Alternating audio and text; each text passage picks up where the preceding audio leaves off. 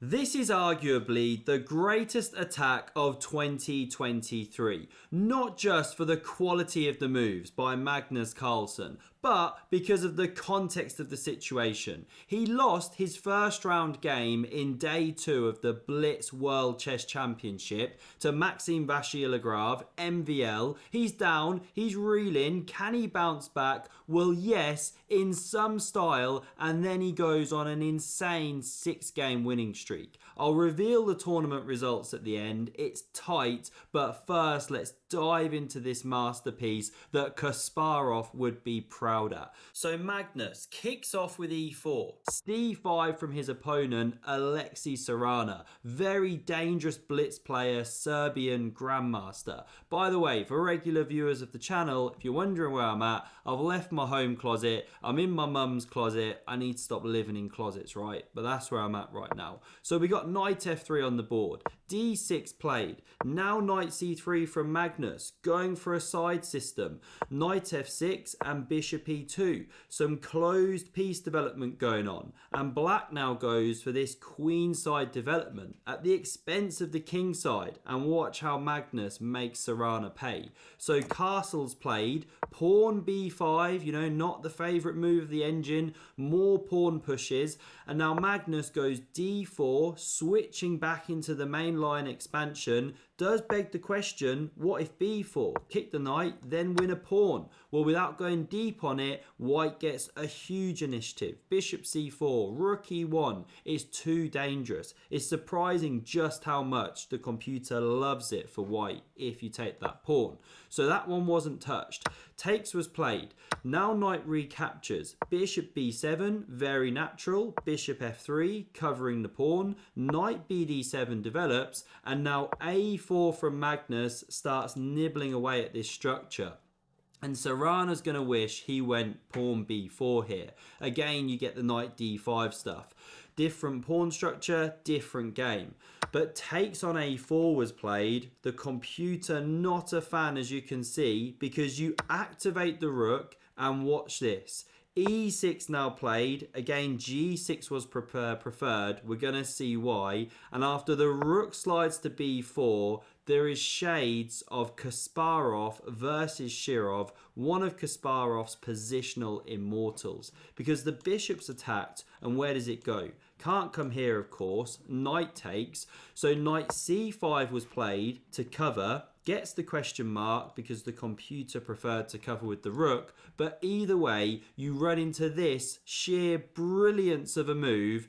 Rook takes on b7. This is fantastic because after the knight stumbles back, bang, pawn e5, opening the eyes of this sniper and hitting this piece all in the same go. And this is where the theme is slightly different to the Kasparov game, because Kasparov gave the exchange just to dominate the d5 square. Black had put a pawn on e5. Here it's about tactics. What do? Everything's attacked. You know, if you move the knight, this one drops. If you save this one drops. So pawn takes was played. Best move. Now Magnus flicks in this check. He could have taken immediately, but this is still good. And what to do? It's an uncomfortable question. If king e7 not played, well then there's stuff like b3, bishop a3 coming. Very dangerous still. So knight d7 was preferred. And now Magnus plays his second brilliancy in just a few moves. How do you continue to smash through to that king?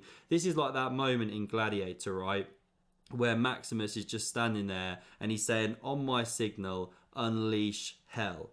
Well, Magnus gets the signal here from his brain and he unleashes hell with this move of knight takes on e6. This is just fantastic. That king being torn to shreds and the queen joins the onslaught here against that king. Now what if g6? Looks so natural. Well, now the e pawn drops, using the fact that this knight is pinned. The rook in the corner is hit. The pawn is hit. You can't even do this or this and check, and this is dropping. And if queen covers, you can even take here. Neither piece can recapture. The onslaught continues. It's just brutal. So g6 not played.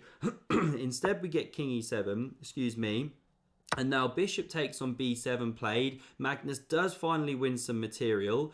We get rook b8, and now you can take here, but Magnus decides to first bring his rook to the center. This is sneaky, because if rook captures, the follow-up move, the big idea, well done if you can spot this one, is bishop to g5 check. Winning the queen, unless you block with the knight, but then of course you win the queen with the rook. This is the big idea. So that's why, coming back here, we didn't see the bishop captured. Instead, queen c7. Now Magnus takes the pawn. He's got lovely connected passed pawns here, which could be dangerous later. But knight f6 now kicks back this queen. The computer doesn't love that one. It preferred bishop g5. And after king f7, Sarana is fighting back here. We get knight e4. These ones come off. Queen recaptures. Black is an exchange ahead, but a pawn down. However, Magnus has got the bishops. Much better pawn structure. Safer king. Black still fighting to stay alive. The rooks get connected. Now bishop d3. Rook b4 activates. Hits the queen. It checks from f3. We get bishop f6 to cover. And now c3 kicks this rook. Magnus up on the clock. It slides to a4. Bishop c2 encourages rook a1. That is an annoying rook. But watch out for discovered checks, of course, if the king's ever on the wrong square. We get g3. Magnus looking to tuck that king into bed. Rook d8 activates. Magnus slides to the right. He wants to keep that attacking piece on the board. The bishops cover all these invasion squares very nicely. Pawn's got this one covered. So pawn h6 played. King g2. Queen d7 dominates that file. Pawn h4 now played. King e7 unpins this bishop here. And now Magnus goes bishop e4. We get queen b5. And this is really exceptional. Low on time, Magnus comes up with such a tricky concept. It's not the top move of the engine. You know, it wants something like queen h5 or bishop g6. But Magnus goes pawn g4. Such a tricky idea. What's the idea behind it? Well, when this bishop takes here, which was played, and it is a top move, now you land this check. Pawn recaptures, good move, bishop could have taken as well, and Magnus picks up the rook. He's restored the material balance, but at what expense? Because black now has counterattack ideas. Now the wrong move was played here. You should go queen takes on b2, hit this rook, also pressure this pawn. Yes, Magnus can check. But now you cover with the rook here, and what to do? If you come back here, threatening a checkmate, the rook can cover again. And yes, you can do this, and yes, you can collect a pawn, but where do you go from here other than giving the perpetual? Because the problem is this pressure here. You have to stay with the f-pawn. White can't make inroads. Should be a draw. Opposite coloured bishops. So that was the way to go. But this move was played, the immediate rook d2, looking for the counterplay on f2. But Magnus checks, and you have to go back with the rook. Otherwise, you have to give your queen, and if you step back, well, now you simply start getting mated. You know, this sort of thing, king gets run around, that's game over. So coming here, rook d7 played, but now this move from Magnus shuts the trap, winning material for the white player because these two are here at the same time. What to do? If you move the queen somewhere, then you win an entire rook. If you take the rook, you win the queen. That is an overwhelming material advantage. So coming back, this the final position, and this the results on screen of the Blitz. Magnus Carlsen does it again. He clinches the 2023 World Blitz as well as the World Rapid. I'm sorry, but this guy is the undisputed GOAT. I hope you enjoyed this one. Smash subscribe to never miss a future video. Check out the video on screen for more epic chess, and I hope to see you again soon. Cheers.